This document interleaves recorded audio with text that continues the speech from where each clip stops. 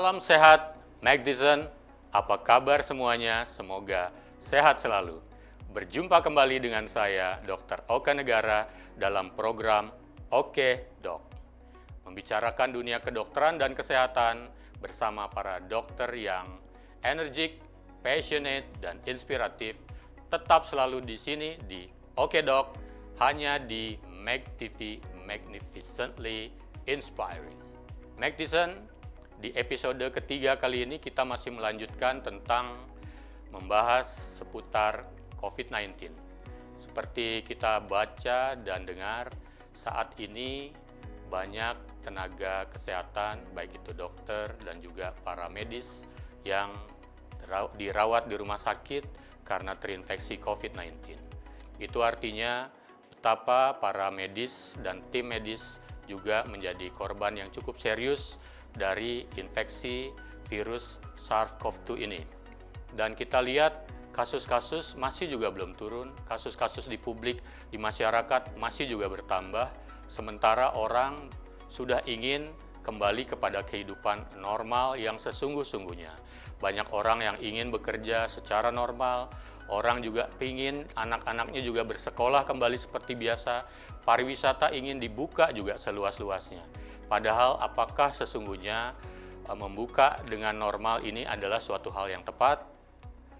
Kali ini di episode ketiga kita akan membahas juga bagaimana perspektif dari sudut pengetahuan pembahasan dokter secara profesi untuk melihat kasus, melihat suasana, melihat situasi COVID-19 yang terakhir. Untuk itu, saya dalam kesempatan ini akan mendatangkan seorang yang sangat luar biasa, seorang yang saya kenal juga memiliki dedikasi yang sangat tinggi di dalam profesi kedokteran. Akan kami panggilkan, kami tampilkan Dr. Widiase. Saya selama ini memanggilnya dengan Bro Ketut Widi atau Bro Tut Bona, karena itu memang panggilan populer beliau. Dan simak pembicaraan kami berikut ini. Halo Bro, ya Dr. Tut Widi. Ya, Pak Bro Oka, sama Bro. Ya. Gimana kabarnya? Baik, baik. Sehat selalu ya? Selalu sehat. Nah, gini nih, nggak habis-habis, nggak berhenti-berhenti kita bahas COVID-19 ya. Karena kita belum benar-benar lepas dari COVID-19 ini. Betul. Bahkan kasus-kasus kelihatannya semakin tetap meningkat ya. Nggak ada baik-baiknya kelihatannya Indonesia. Nah, sekarang begini, bagaimana sebenarnya Bro Tut Widi melihat gambaran COVID-19 saat ini? Oke, sebenarnya kalau kita melihat angka kejadian COVID-19 ini sebenarnya semakin hari menunjukkan tren yang tidak semakin menurun. Bahkan trennya semakin meningkat dan kita sampai saat ini belum sampai di puncak kalau kita berbicara ilmu pandemi atau wabah. Dan hari ini sepertinya trennya masih meningkat terus dan semakin hari semakin banyak, dan bahkan kasus di kita di Bali sendiri sekarang yang terkonfirmasi positif itu sudah lebih tinggi daripada teman-teman kita yang ada di negara se-ASEAN, misalnya Thailand ataupun Vietnam kan. Ya. Bahkan kalau disebutkan khusus Bali saja, ya. Itu jauh lebih tinggi dibandingkan keseluruhan kasus masing-masing negara di Vietnam maupun di Thailand. Itu negara loh ya, dibandingkan dengan provinsi. Tapi banyak orang yang nggak ngeh ya rupanya ya. Kelihatannya everything is okay. Ya, sampai hari ini pun kita masih melihat everything is okay. Tapi kita ini ibarat buah semangka, Ibarat semangka itu artinya di dalamnya hijau, di luarnya hijau, kulitnya tahu, kulitnya hijau, mulus, belah semangkanya kelihatan kuning. Bahkan kalau ada kita lihat semangka itu merah. Jadi kan berarti, kelihatannya kecil tapi sebenarnya merah. Sekalian juga bisa berarti kelihatannya hijau, nggak apa-apa, ternyata di dalamnya merah yang artinya belum aman. Belum aman, menurut saya. Itu artinya apa program dari pemerintah tidak berhasil? Pemerintah sepertinya sudah berupaya maksimal. Jadi sampai hari ini pun kita masih melihat bahwa kalau untuk kasus di Bali saja ya, kita melihat bahwa pemerintah Bali sampai hari ini sudah menyisihkan hampir 1 triliun anggarannya untuk pemulihan ataupun penanganan kasus COVID ini. Tapi saya melihat belum ada hasil yang terlihat untuk itu. Tapi berarti itu kalau dilihat sedemikian banyak sudah dianggarkan, hasil belum didapatkan sesuai dengan yang diinginkan, mungkin begitu? betul. Jadi pemerintah Bali, saya berbicara Provinsi Bali karena itu yang saya pahami. Jadi Lalu masalahnya di mana ya kira-kira? masalahnya masih terbentur kepada bagaimana masyarakat. Saya tidak menstigma masyarakat tidak disiplin, tapi buktinya sekarang transmisi ataupun penularan itu masih lebih banyak terjadi di area-area di mana sebelumnya kita tidak terpikir di situ lokus penularan deh. Contohnya Nah, misalnya pasar ya, kan.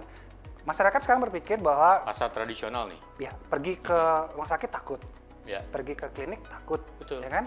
Padahal kalau kita lihat pergi ke mereka atau ke rumah sakit ataupun ke klinik, Sudah ada protokol ya kesehatan. sedangkan kalau kita berpikir ke tradisional market, itu kan kita tidak sering melihat lah masyarakat kita masih pasang maskernya di dagu, Betul. bahkan maskernya sampai ke bawah atau bahkan tidak pakai masker sama sekali. Disinfektan, tempat cuci tangan, untuk mencuci tangan sudah tidak lagi banyak yang masih mengikutinya. Ya, betul. Apalagi kalau pasar-pasar itu ternyata bukanya di bawah jam 6 sudah. Betul. Itu masih gelap-gelapan itu. Kayaknya sudah orang nggak berpikir ke sana ya. Betul. Berarti Seperti itu kondisi ternyata kita. kelihatannya cukup penting untuk dianggap sebagai fokus-fokus penularan. Ya, jadi sampai hari ini kita masih makanya dari awal kita kan teman-teman Ikatan Dokter Indonesia Ya. itu sebenarnya sudah berpikir bahwa disitulah risiko terbesarnya transmisi itu, dan juga di kantor, ya kan, Kantoran sekarang ya. kantoran kan, Maka dikenal dengan klaster kantor saat ini. ya betul. Jadi Kenapa kantor? karena di awal mungkin di awal masa pandemi di Maret April itu kita melihat bahwa masyarakat kita sudah mulai takut nih, ya kan, tingkat ketakutannya lebih tinggi kan. Tapi entah kenapa berlanjut kemudian bulan Mei, Juni mereka sudah tidak khawatir lagi, apalagi mereka berpikir bahwa oh tidak apa-apa selama kita belum punya tidak memiliki penyakit bawaan. Strategi komunikasi yang dibangun dulu kan seperti itu. Ya. Nggak usah takut kan gitu, asal tidak punya penyakit bawaan dan Ya. tidak punya diabetes, tidak punya hipertensi. Jadi yang fatal itu hanya pada orang-orang yang berpenyakit bawaan dan memiliki penyakit-penyakit lain, ya kan? Justru akhirnya punya penyakit bawaan. Justru pada sekarang ini kasusnya tidak Ya. pada yang muda juga terjadi, meskipun kita Oke. tidak tahu apakah yang muda itu sudah Ya. berpenyakitan atau Betul. tidak gitu. Jadi intinya sih sebenarnya kita berharap semua orang disiplin gitu. Ya. Yang dulu kan karena ada seperti itu jadinya merasa punya penyakit bawaan malah yang takut. Iya, betul. Jadi sebenarnya ketika kita menganggap sepele kasusnya, menganggap rendah, justru kita menyepelekan orang-orang yang berisiko tinggi dong ya. Benar. Tapi kenyataannya memang kelihatannya tidak sesederhana itu ya. Betul. Jadi ada orang-orang di luar sana yang tidak punya penyakit bawaan, tidak dianggap masuk kelompok berisiko juga bisa terkena. Ya, benar. Jadi Ya. semua orang bisa, sampai hari ini tidak hanya yang berpenyakit bawaan dan memiliki penyakit penyerta saja yang berisiko, tapi semua di antara kita berisiko. Ya, artinya program dengan slogan-slogan 3M, kemudian upaya pemerintah yang disebutkan untuk para provider kesehatan dan pemerintah melakukan 3T, itu tetap harus dilaksanakan. Harus tetap. Bisa dijelaskan 3M dan 3T ini? 3M itu, M yang pertama adalah menjaga jarak. Yang kedua adalah tetap memakai masker, dan dengan memakai masker yang benar, jangan memakai masker yang yang tata caranya salah, dan yang paling penting adalah senantiasa mencuci tangan dengan tepat dan sesering mungkin. Ya. Tidak bisa pakai hand sanitizer, sering-seringlah cuci tangan dengan pakai air yang mengalir dengan sabun tentunya. Nah, kalau 3T sebenarnya dulu konsep dalam pandemi yang saya pahami adalah ketika terjadi wabah harus testing, tracing, dan treatment yang baik. treatment. Ya, jadi Itu satu kesatuan. satu kesatuan. Harus berlanjut dari T Yes. yang pertama sampai T yang ketiga. Tapi dalam protokol yang terbaru, testing kan terbatas, Ya. ya kan? Artinya sekarang, kalau dulu pada sebelum bulan Agustus, Juli itu, pemerintah kan ketika punya pedoman bahwa ketika menemukan kasus yang confirm positif itu kan pemerintah selalu men-tracing yang memiliki kontak erat. Betul. Dan kemudian yang setelah teridentifikasi siapa yang memiliki kontak erat, Ya, dites swab. dites. Ya. Ya. Nah, tapi kalau sekarang kan tidak lagi.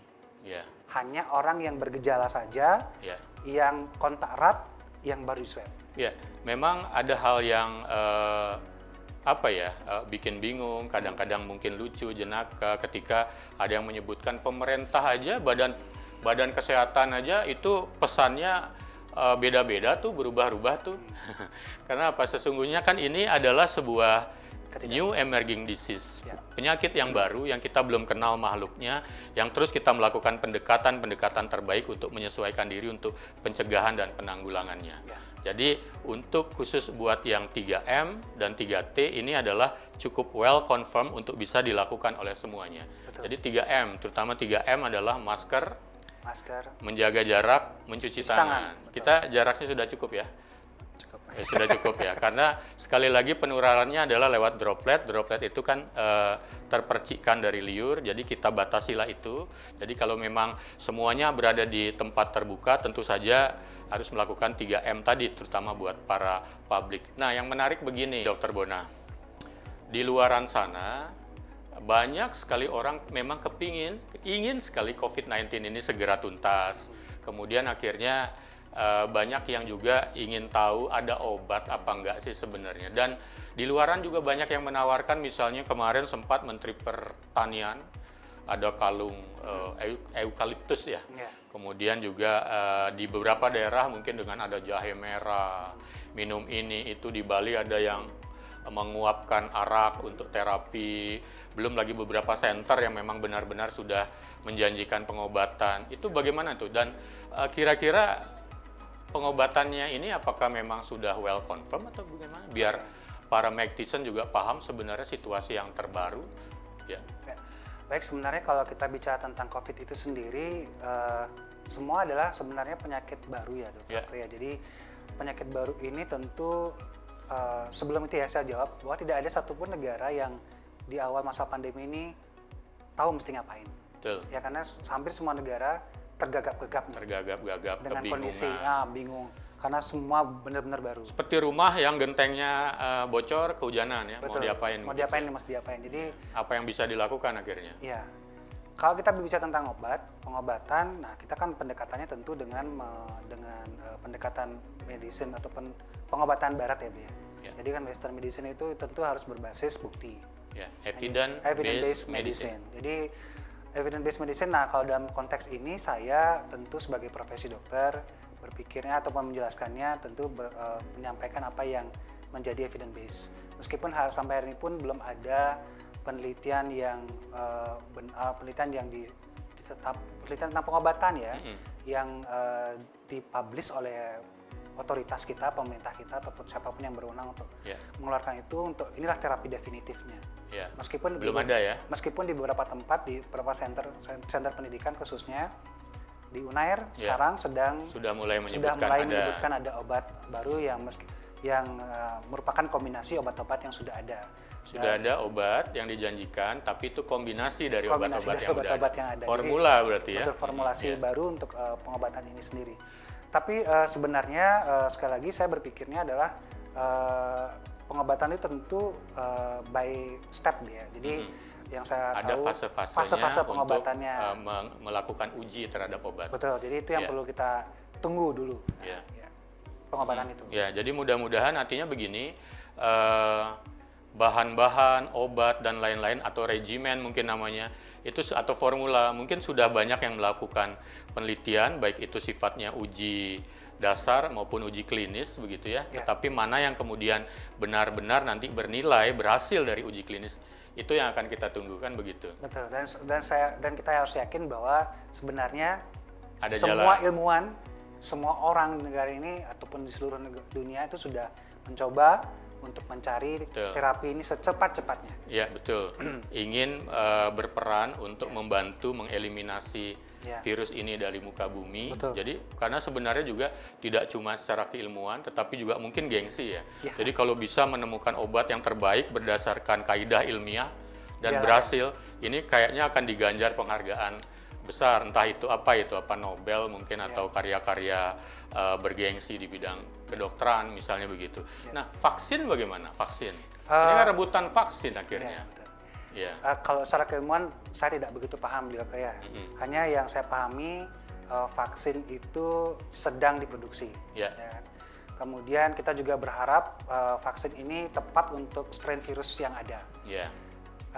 Yang terakhir saya baca itu virus itu ternyata virus SARS-CoV ini ada strain yang berbeda-beda sesuai dengan negara ya, dokter. Di tiap daerah bisa berbeda-beda rantai virusnya. Ya, mudah-mudahan nanti vaksin yang ditemukan nanti di Indonesia kan sekarang sedang tahap uji klinis yang tahap 3 ya, Jadi mudah-mudahan itu cepat segera seperti yang dijanjikan Pak Presiden kita. Mudah-mudahan akhir tahun ini selesai ujinya, kemudian di awal tahun depan kita sudah bisa divaksin semuanya. Itu ya mudah-mudahan. Nanti sudah bisa divaksin semuanya, rebutan lagi siapa yang mau divaksin ya. Mudah-mudahan. Karena demikian banyak sedia ya semua ya. Ratusan juta loh penduduk Indonesia, kalau kemampuan untuk memproduksi vaksin itu mungkin 1 juta saja per bulan, itu bisa nunggu ratusan bulan. Itu akan menjadi masalah baru juga sebenarnya. Artinya memang kelihatannya virus yang sudah ditemukan vaksinnya ini adalah sebenarnya jika kualitas dari vaksinnya bagus, ini adalah kabar baik untuk mengeliminasi COVID-19 ini. Tetapi memang bukan berarti kemudian ini menjadi permasalahan berikutnya adalah rencana untuk mengarah ke mengobati, memberikan vaksin sudah jelas, roadmap-nya sudah jelas. Sudah ada jelas. Kemudian upaya untuk melakukan pencegahan 3M, melakukan 3T juga sudah ada rumusnya. Tetapi gimana sebenarnya respon masyarakat kita nih, terutama untuk 3M tadi ya. Padahal sebenarnya pakai masker, cuci tangan, jaga jarak, itu sesuatu hal yang tidak terlalu sulit dan bisa dibiasakan. Ya, sebenarnya kalau kita mau disiplin saja disiplin saja, bukan hanya dokter, bukan hanya masyarakat, atau bukan hanya masyarakat saja, bukan hanya dokter saja, tapi semua. Saya pikir ini adalah cara yang paling murah dan mudah sebenarnya untuk kita bisa menurunkan angka kejadian. Karena kita tidak tahu, siapa tahu semua di antara kita ini sudah membawa virus, tapi karena daya tahan tubuh kita masih bagus, jadi tidak tampak gejala klinisnya. Tapi masalahnya yang kemudian terjadi adalah ketika kita membawa virus pulang ke rumah, ada yang kena gitu. Apalagi kita tidak bisa orang tua sendiri, bisa anak kita sendiri, bisa pasangan kita. Nah, itu yang terjadi. Nah, sekali lagi yang saya sampaikan, 3M adalah hal yang paling mudah dan murah untuk dilakukan oleh semua orang. Dan kalau bisa disiplin. Ya, dan patuh. Kalau bisa semuanya. Semuanya, bukan hanya dokter ya. Karena sesungguhnya, Mac Tyson, ketika kita berbicara bagaimana kita ingin menyelesaikan pandemi ini bukan urusan lagi orang per orang. Urusan lu, urusan gue, ini urusan kebersamaan. Gerak padu untuk satu kata, untuk bisa bersama-sama menjalankan protokol kesehatan, itu adalah kunci terbaik untuk segera lepas dari pandemi ini. Bukan begitu ya, Dr. Bona ya? Dan ketika sebenarnya di luaran masih banyak yang tidak menerapkan protokol kesehatan, bukan bermaksud untuk membela kalangan dokter juga sebenarnya, tapi di belakang sana, di tempat-tempat perawatan, di tempat-tempat melayani pasien, banyak dokter yang menangis. Banyak dokter yang ternyata sedih bahwa gimana ya kalau ternyata yang datang ke rumah sakit pelayanan tambah banyak. Nah, dilihat dari situasi saat ini sebenarnya psikologis dokter kita itu seperti apa ya saat ini ya, Dokter Bona? Psikologisnya apa ya kategorinya, Stres? Berat? Kalau stres, berat, mungkin udah dirawat dong. Galau ya. Ini gini, sebenarnya kalau kita melihat psikologis dokter. Tapi memang ada ya dokter yang stres karena melayani pasien ya? Stres dalam arti jenuh ya mungkin ya? Ya, jenuh mungkin kata yang pas itu jenuh. Jenuh, ya. Artinya kita melihat bahwa kapasitas fasilitas pelayanan kesehatan kita di Bali, khususnya kita bicara skup Bali, jika terjadi lonjakan yang luar biasa, pasien yang masuk ke rumah pasien sakit, yang masuk ke rumah atau sakit yang semua banyak. Termasuk yang di publik, bukan yang sudah masuk, yang masuk perawat, yang sudah dengan gejala perawatan ya, artinya yang sudah sakit ya. Betul. Seperti yang disampaikan salah seorang teman saya sejawat kita, dokter direktur sebuah rumah sakit daerah di Bali. Beliau dengan jelas menggambarkan bahwa di kabupaten saya itu jika kita menunggu kasus itu menjadi berat, maka kami sudah tidak bisa menangani di rumah sakit daerah kami. Ya.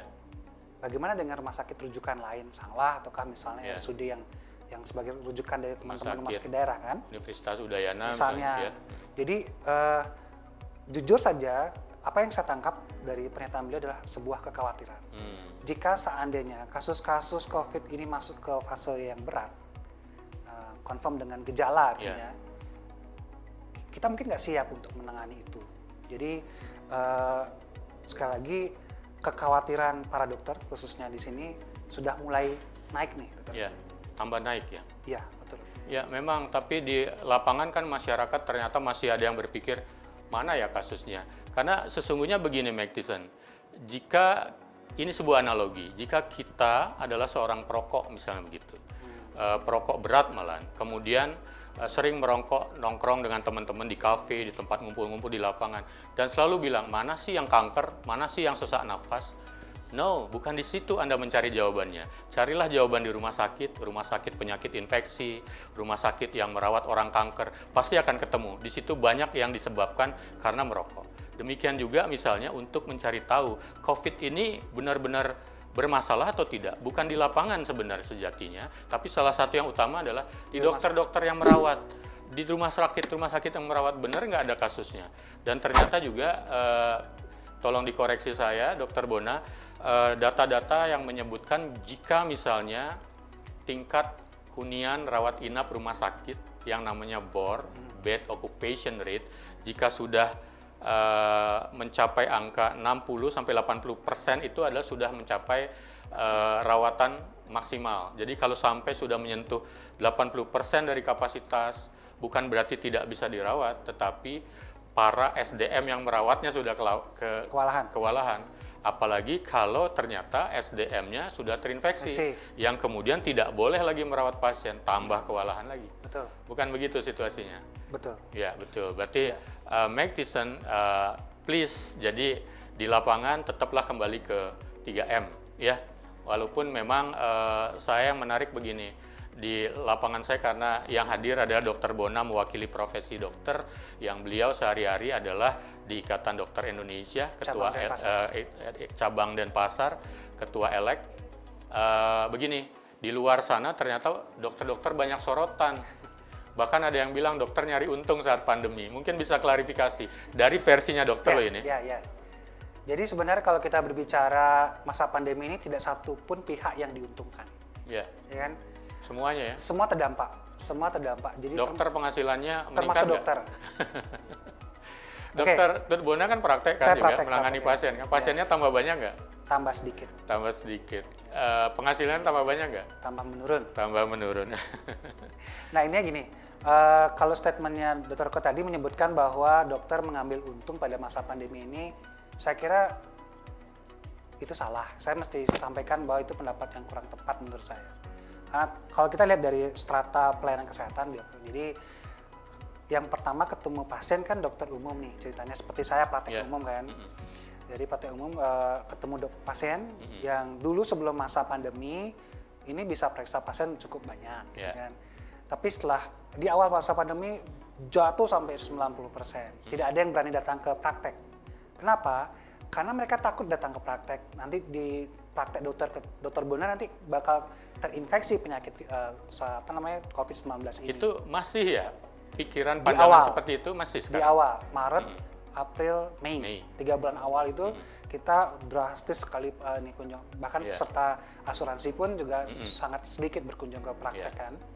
Tapi berikutnya sih sudah mulai berani mereka datang karena mereka sudah mulai kekhawatirannya berkurang. Kekhawatiran berkurang, mulai paham untuk memproteksi diri. Betul. Tapi tetap tidak seperti sedia kala dokter. Jadi itu yang terjadi. Jadi kalau kita bilang dokter diuntungkan pada masa pandemi ini, no. Saya punya istri juga seorang dokter, bahkan seorang spesialis kan, artinya yang setiap hari mungkin bergaulnya juga dengan pemeriksaan laboratorium, memeriksa semua spesimen yang diambil swabnya. Jadi kan beliau kebetulan prakteknya di Rumah Sakit Undut ya.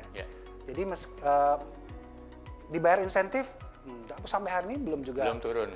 Ya dari sekian bulan. Tapi itu juga banyak ya. Jadi banyak di kalangan para netizen menganggap Tenaga medis. dokter-dokter tenaga medis udah dapat insentif. Insentif. Insentif. Ya. Ya sudah dapat insentif banyak berjuta-juta, sementara kita nggak bisa makan. Jadi kita juga berpikir di sini ternyata ada faktor-faktor sisi-sisi ekonomi yang luar biasa yang perlu dipertimbangkan. Betul. Banyak orang kesel, kecewa, nggak tahu mau marah sama siapa. Kebetulan dilihat profesi dokter ini kayaknya santai-santai saja, masih dapat insentif, gaji. Nah, segala emosi dan amarah pun ditujukan kemudian ke para dokter. Ya, mungkin seperti itu yang kejadian. Padahal sebenarnya dokter juga nahan-nahanin diri. Jangan salah loh, banyak dokter yang juga nggak bisa praktek, banyak dokter yang punya kreditan yang kemudian entah bagaimana harus melunasinya. Ada beberapa sahabat dokter terpaksa menjual ininya, propertinya dengan harga sangat murah, bahkan masih ditawari juga. Ini nggak rugi nih, jelas rugi. Artinya bagaimana untuk nutupin dirinya. Ya, itu semua ternyata hampir semua mungkin ya, yang mengalami masalah. Mungkin yang cukup diuntungkan mungkin yang jualan online masih jualan kue online, bisnis-bisnis yang berkaitan dengan online mungkin. Nah, jadi kita tanyakan lagi sebenarnya masih ada nggak sisi-sisi lain yang secara psikis didapatkan, dialami oleh dokter, atau bahkan kita bicara nih, kenapa sih dokter masih mendapat sorotan di masa pandemi ini sebagai seseorang atau kelompok profesi yang mungkin dipersalahkan juga atau dijadikan beban emosional masyarakat untuk merasa aku mau nyalain siapa ya? Oh, ada dokter nih, salin dokter deh. Gimana tuh, Dokter Bona? Wah, kalau menyalahkan dokter saat ini sepertinya sih memang jadi pilihan masyarakat mungkin ya, beliau kaya. Tapi intinya sih sebenarnya kalau dilihat dari sisi ekonomi, saya tegaskan lagi bahwa kita semua terdampak gitu loh. Ibaratnya kita ini saat ini berada di badai yang sama nih, gitu ya. Kita berada di badai yang sama, kita menemukan masalah yang sama, kita ketemu penyakit yang sama, kami menemukan dari sisi masalah kesehatannya, dan juga dari sisi ekonomi gitu loh. Artinya bahwa badainya sama, tapi kita kapalnya yang berbeda-beda. Sepakat itu. Ya kan? Kapalnya beda-beda, tergantung kita menakodai kapal kita sendiri. Nakodanya beda, kualitas dari layarnya juga berbeda, kualitas dari penumpangnya beda, akhirnya keluhannya bisa bervariasi. Nah, artinya sebenarnya kalau kita berbicara mengenai bagaimana kita berhadapan pada pandemi ini, jangan kemudian mungkin saya mengajak bahwa masyarakat kita harusnya bersama-sama nih menangani ini. Jangan kemudian melimpahkan kekesalannya kepada satu kelompok ataupun kelompok yang lain. Jadi intinya sih saat ini kita harus bergandengan tangan. Kita menghadapi masalah yang sama.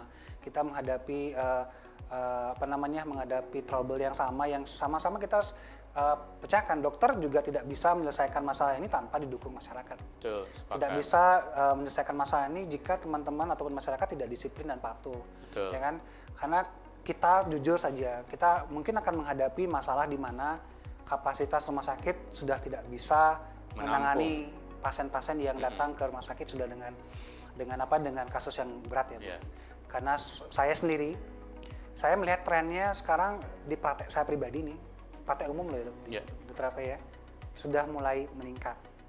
Jadi kasus yang selama ini batuk pilek biasa apa enggak sih gitu. Tapi sekarang ini beberapa kasus sudah mengarah ke situ, dan beberapa pasien yang datang ke praktek sudah dengan gejala yang batuk berat, demam, batuk akhirnya berat, dirujuk, nafas berat, dan akhirnya kita rujuk ke rumah sakit. Ternyata positif. Artinya apa? Kita saat ini lingkungan itu sudah semakin dekat, kejadian itu sudah semakin dekat ke inner circle kita Jadi ini yang kita temui di lapangan. Jadi ini bukan berbicara tentang Belanda masih jauh ya. Enggak, Belanda sudah di depan kita nih. Di depan, udah ngetuk pintu ya. Sudah pintu ya, rumah mungkin tempat praktek begitu ya. Jadi suka nggak suka para nakes dan tim medis yang memang benar-benar amunisinya harus lebih lengkap, lebih kuat dan selalu waspada. Tujuannya itu adalah juga buat masyarakat sebenarnya yang akan datang untuk mendapatkan pelayanan kesehatan. Satu lagi beliau, bedanya praktek dulu dengan praktek di masa pandemi adalah meningkatnya biaya. Iya. Ya kan?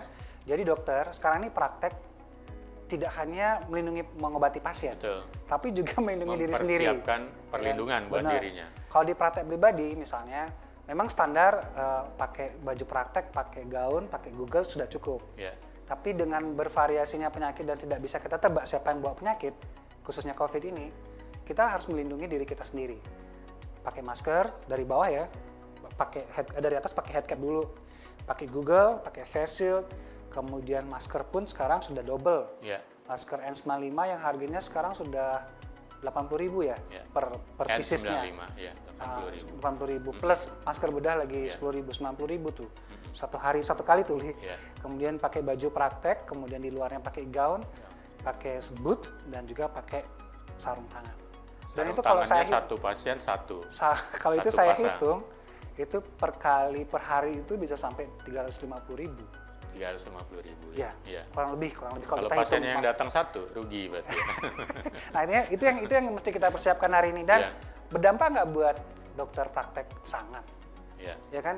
Jadi kalau kita berbicara hanya menangani penyakit itu saja selesai sih sebenarnya. Yeah. Cuman kalau kita berbicara secara ekonomi kesehatan, Ya. kita juga terbebani Artinya kalau kita kalkulasi berdasarkan hanya hitung-hitungan harga ya, ekonomi, lebih bagus Lebih baik kita tidur. tinggal di rumah ya. tidur di rumah. Tetapi semua Ya, karena in the kewajiban. name of oath, Ya, betul. atas nama sumpah Hippocrates, para dokter tetap melaksanakan peran dan tugasnya sesuai dengan sumpahnya. Benar. Salah satunya adalah melayani pasien dalam kondisi Apapun.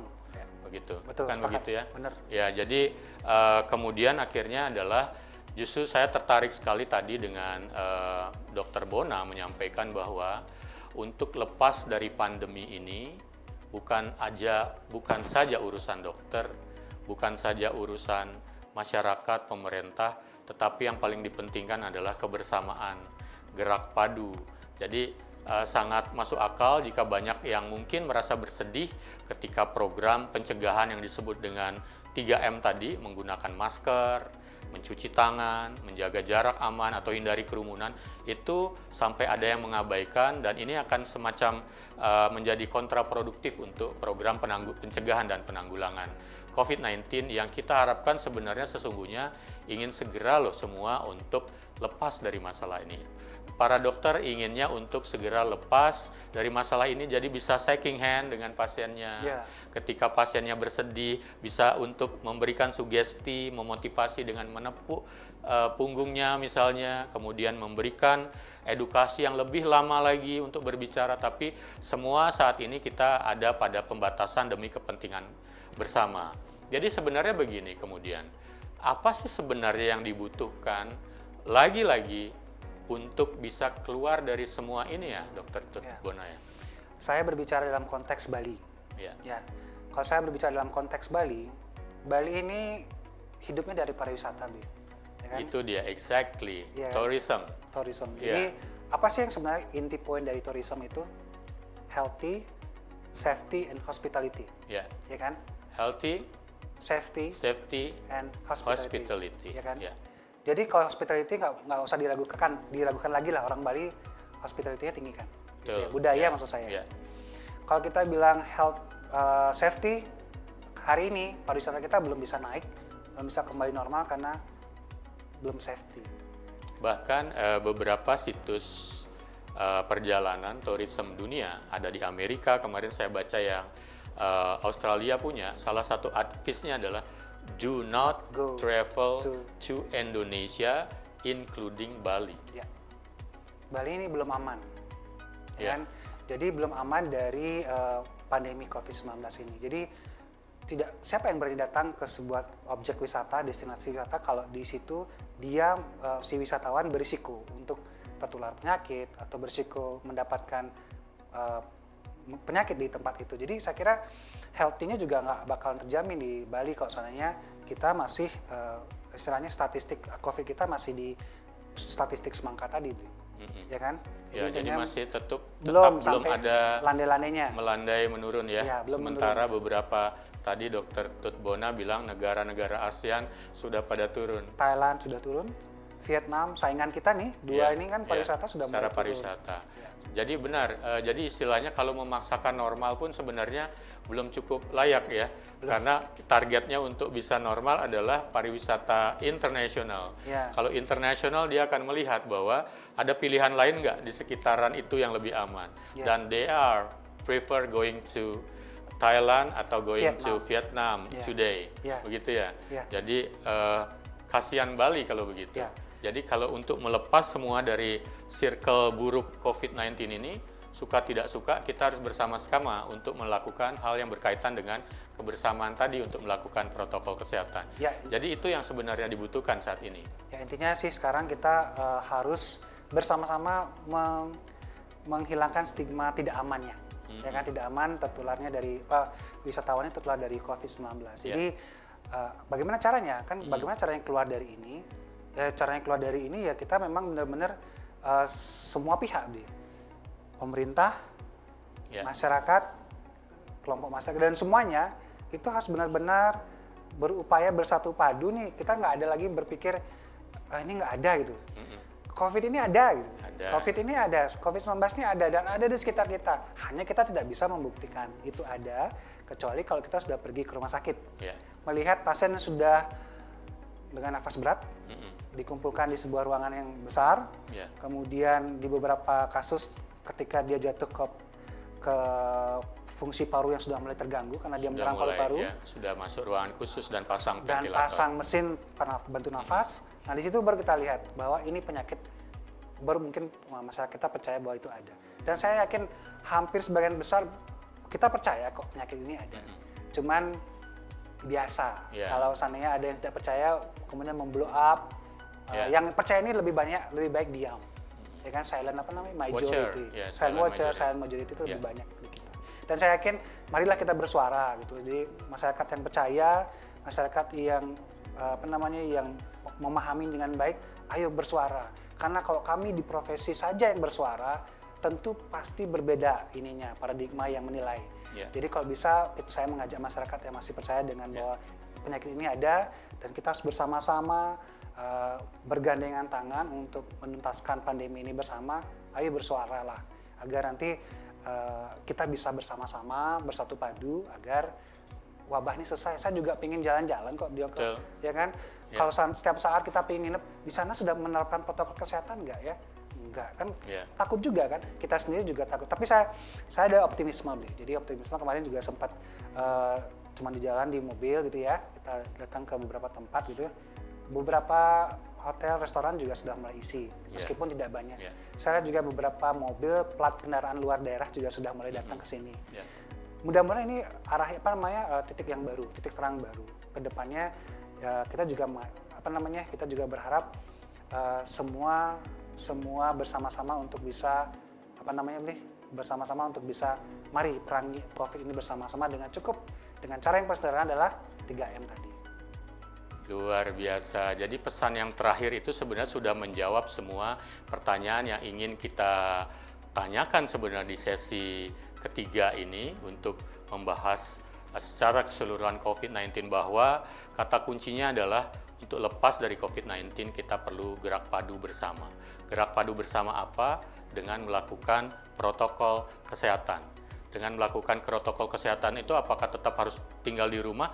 No, kita semua tetap bisa produktif asal digabungkan, dikawinkan dengan kebiasaan baru yang disebut dengan menjaga jarak, menggunakan masker di luar ruangan, dan juga rajin mencuci tangan. Oke, kita kembali lagi sesudah ini.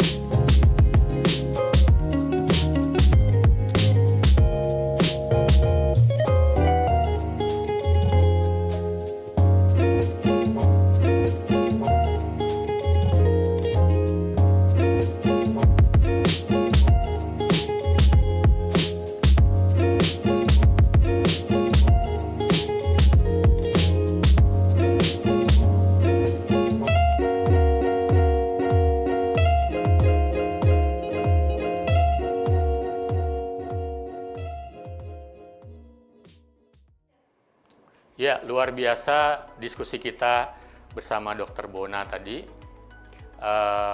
Tapi di session berikutnya kita berhenti sejenak untuk bertanya tentang hal-hal serius berkaitan dengan COVID-19. Jadi kita akan bertanya tentang kehidupan lain, sisi lain dari Dr. Bona. Jadi di sesi Oke Dok ini kita tidak cuma membahas tentang topik, materi, tapi juga sisi lain dari siapa narasumber yang hadir. Baik, di masa-masa sekarang ini sepertinya kehidupan sehari-hari sudah mulai ada tambahan beban. Tambahan beban ya? Ya. Oke. Kalau dulu saya komparasi, bandingkan ya dulu. Datang dari tempat kerja, tidur. Kan, tidur. Ganti Siap-siap baju, praktek. ya siap-siap praktek kan. Siap-siap praktek atau sempat main sama anak-anak kan. Ya, bercengkerama sama Ya, anak-anak. kalau sekarang ada tambahan aktivitas. Apa itu? Datang dari tempat praktek, ganti baju di garase, Ya, di garase ya. garase ganti baju, buka baju. Garasenya nggak kelihatan dari luar ya? Ada CCTV aja, tapi dipasangnya di kita sih. Artinya maksudnya dibuka baju itu di garase, kemudian masuk ke di tempat situ, kita bersihkan Tempat cucian juga ada di sana. Enggak, di ember aja. Iya. Jadi benar-benar itu kita lakukan. Jadi ini menambah beban kan. Ya. Kemudian setelah itu kita harus mandi, keramas. Setiap hari keramas jadi ya. Iya. Kemudian makan siang, Baru bisa ketemu keluarga baru bisa maksudnya. ketemu anak-anak, Ya. baru bisa pegang anak-anak. Oke. Apa yang kita lakukan itu sebenarnya untuk melindungi keluarga sih sebenarnya. Betul. Artinya melindungi orang-orang yang ada di rumah. Ya. Kemudian Kita nggak pernah tahu ada droplet-droplet yang menempel di betul, pakaian ya. betul. Jadi harus memang benar-benar itu yang kita lakukan, disiplin. Yang kedua, persiapan praktek nih. Praktek kita benar-benar harus menyiapkan alat perang kita yang seperti saya sebutkan tadi. Ya. Baju, gown, praktek, kemudian face shield, masker, head cap, nose cap-nya, dan semua bootnya. Selalu siap ada ya? Selalu ada, harus kita Nggak siap. pernah kelupaan ya? Enggak, harus bawa itu. Kalau kelupaan nggak Mendingan praktek. praktek. Mendingan kalau saya nggak lupa, mendingan nggak praktek. Nggak praktek, Ya, kan begitu iya, jadinya. betul. Ya. Datang dari praktek juga begitu. Jadi sama seperti hal yang tadi, kita memang benar-benar membawa pakaian itu sudah dalam keadaan yang untuk disuci. Karena kebetulan kalau kita pakai terus akan berbahaya kan. Jadi harus setiap saat kita cuci. Kedua, saya punya istri juga bekerja dalam tim COVID juga di bagian laboratoriumnya. Berisiko nggak? Tentu. Berisiko nggak buat anak-anak? Iya. Nambah beban nggak buat keluarga? Iya. Nambah stres, ya kan? Apalagi selalu dikejar-kejar untuk mengerjakan Tepat waktu. swab PCR sejumlah yang banyak, kalau Ya. bisa jangan berlama-lama ya. Betul. Jadi intinya artinya setiap sekarang ini dari sisi saya sendiri sebenarnya kehidupan sudah mulai tambah stres deh. Tambah beban, bukan tambah beban intinya. Jadi kewajiban kita bertambah bukan hanya untuk diri sendiri tapi juga untuk orang lain. Nah, intinya sih saat ini kita semua ini profesi dokter khususnya menjalankan kewajiban dan juga menambah risiko dalam pekerjaannya. Bebannya double ya. Yes. Jadi Mike Tyson, ternyata nggak ada happy-happy-nya sebenarnya jadi dokter saat ini. Bebannya bertambah, tidak cuma beban harus tetap, sebenarnya bukan beban, tetapi lebih kepada peran dan tanggung jawab untuk tetap melayani pasien. Itu juga ada ketegangan di situ di saat pandemi seperti ini. Yang kedua juga mempersiapkan diri, belum lagi juga situasinya termasuk hal yang berkaitan dengan relasi keluarga, relasinya di organisasi, kalau beraktif di organisasi, beliau sangat aktif di organisasi, juga relasinya juga dengan menghadapi secara komunikasi kepada lingkungan media sosial yang saat ini ternyata tidak cukup kondusif buat para dokter. Untuk bisa membuat dokter bekerja lebih nyaman. Ya. Kan begitu Sepakat. ya? Ya, oke. Luar biasa. Saya sangat senang sekali sudah kehadiran Dr. Bona. Beliau juga sahabat saya sejak mahasiswa di aktivis mahasiswa. Beliau malah adalah pimpinan saya di organisasi kedokteran di ID cabang Denpasar. Ya. Jadi terima kasih Dr. Widi, Terima Dr. kasih. Bona, saya manggilnya juga, ada double panggilannya. Sudah hadir tetapi acara belum selesai nih, belum selesai. Oh iya, belum. Jadi yang berikutnya adalah seperti biasa di acara Oke Dok, bersama saya selalu ada jawab cepat. Jadi yang narasumber yang hadir akan diminta untuk menjawab secara cepat tentang topik sebenarnya. Sudah siap Dr. Bona? Sudah siap. Siap ya? Siap. Siap secara mental. Apa Tapi ini akan menghibur. Ya. Tapi jawaban yang kita harapkan nanti adalah jawaban yang benar-benar mencerminkan karena Dokter Bona bisa mewakili banyak dokter di Denpasar saat ini. Ya. Baik. Yang pertama, Ya. protokol kesehatan apakah apakah dilaksanakan dengan baik atau belum baik oleh masyarakat? Belum. Belum. Belum baik. Belum baik loh, Magdisen. Lanjut kedua. Ya. Ya. Dokter saat ini di era pandemi, apakah happy atau tidak? Tidak sepenuhnya happy. Tidak sepenuhnya happy. Langsung dijawab dengan berapi-api. Yang ketiga, kerjasama antar lintas masyarakat, pemerintah, termasuk para dokter dalam menanggulangi HIV, dan menanggulangi COVID-19. Bagaimana? Baik, cukup, kurang? Cukup. Cukup ya? Ya. Jadi perlu ditingkatkan. Perlu ditingkatkan ke Itu baik. adalah 3 pertanyaan yang harus dijawab oleh Dokter Bona. Semuanya selamat sudah dijawab. Tapi maksudnya begini, bisa dijelasin sedikit nggak jawaban-jawaban tadi? Kenapa protokol kesehatan masih kurang? Kenapa dokter rasanya? Tapi kalau dokter sudah dijelaskan tadi ya, kenapa kerjasama cukup. Tadi saya ke selimpet sedikit ngomongin tentang HIV, karena memang hampir tiap hari saya juga bertemu dengan pasien HIV, bukan cuma COVID-19 saja yang didiskusikan. Ya, silakan Dokter Bona. Baik, kenapa saya bilang protokol kesehatan belum maksimal? Transmisi lokal semakin banyak kok. Yeah. Artinya bahwa satu-satunya teori yang kita percaya hari ini di dunia medis, dunia kesehatan adalah penularannya melalui droplet. Ya kan? Jadi sebenarnya cara mencegah itu adalah dengan disiplin dan patuh melakukan protokol kesehatan 3M yang tadi. Dan kalau ini dijalankan dengan disiplin dan patuh, saya yakin angka objektifnya, outputnya adalah menurunnya atau melandainya angka kejadian Grafik, COVID ya, grafik tambah. ini ya.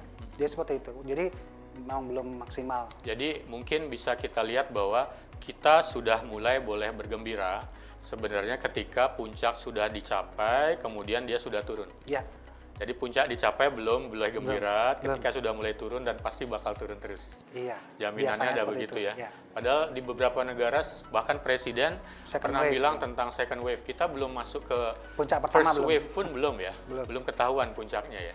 Oke. Luar biasa. Dan tadi sebenarnya saya sempat menanyakan langsung, dijawab cepat tentang dokter itu happy atau tidak, kan begitu. Ternyata not happy at all jawabannya. Jadi begini, session berikutnya Dokter Bona menjawab tentang hal seperti ini. Kalau memang tidak happy, sebutkan 5 kata yang mewakili apa yang dirasakan dokter Indonesia saat ini. 1, Cemas. cemas. Ya. Oke. Ya cemas kan. Ya. 2, Galau. galau. 3, Tapi harus tetap profesional. profesional harus. Ya, jadi harus tetap fokus Fokus harus. dan sabar. Kalau ada Sabar. sabar kalau masih ada yang suka ngenyek-ngenyek dokter. Oke. Luar biasa Dokter Bona. Saya senang sekali Dokter Bona bisa hadir ke sesi episode ketiga dari Oke Dok ini. Tetapi sebelum kita tuntas bersama kebersamaan ini dengan Dokter Bona, mungkin Dokter Bona bisa menyampaikan pesan yang bermakna buat para Magdisen. Baik, terima kasih beliau. Jadi untuk para Magdisen, hari ini sekali lagi kita masih masuk ke masa pandemi yang belum selesai sampai hari ini. Dan kita sebaiknya berupaya bersama-sama, berkolaborasi, bergandengan tangan nih untuk menghadapi badai pandemi COVID-19 ini secara bersama-sama, dan nanti dengan cara yang paling sederhana, yaitu mari kita patuhi dan disiplin untuk menerapkan protokol kesehatan. Ini bukan aib, jadi sekali lagi mari kita laksanakan agar semua segera selesai, kita semua masuk ke era new normal yang sangat-sangat baru. Dan nanti kasus-kasus ini jika sudah selesai, obat ditemukan, vaksin sudah diberikan, mari kita bangkitkan lagi semua yang belum ataupun yang sudah pernah kita miliki, agar nanti kita semua masuk ke masa-masa di mana kita bisa menikmati hidup ini seperti masa-masa sebelum pandemi. Mungkin itu dia, Kak. Ya, terima kasih Dokter Bona, luar biasa. Sekali lagi kita sangat beruntung mendapatkan penjelasan yang cukup menarik, cukup lengkap tentang situasi COVID-19 saat ini. Dan demikian juga, terima kasih kita sudah berada pada penghujung acara. Terima kasih buat para Magtizens yang sudah mengikuti sesi ketiga, episode ketiga dari Oke Dok ini.